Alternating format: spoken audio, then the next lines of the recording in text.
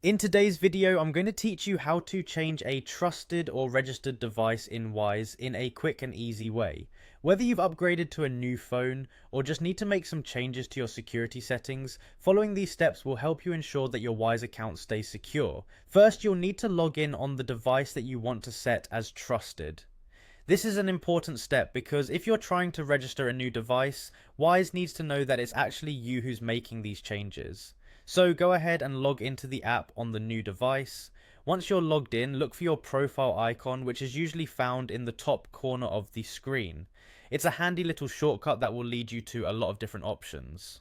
After tapping on your profile icon, you'll need to head over to Privacy and Security. Some people might see this labeled as Settings and Security, depending on the version of the app you have.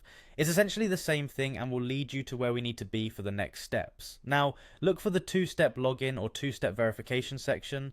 This is a key feature that adds an additional layer of security to your account, making it much harder for anyone else to access it without your permission. Once there, you're going to see an option that says Change Default. Go ahead and tap on that. You'll want to select text message to revoke the old device, which essentially unregisters it as your trusted device. Doing this notifies Wise that the device you used to trust is no longer your preferred option. Following this, you'll need to confirm your choice, so tap on Confirm Default. This ensures that any security changes you make are locked in.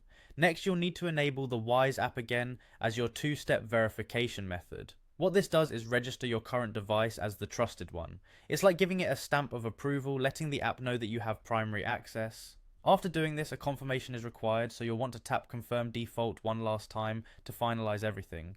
And there you go, you've now changed the trusted device on Wise. These steps not only help keep all your financial transactions secure, but also offer peace of mind, knowing that your sensitive information has an extra layer of protection.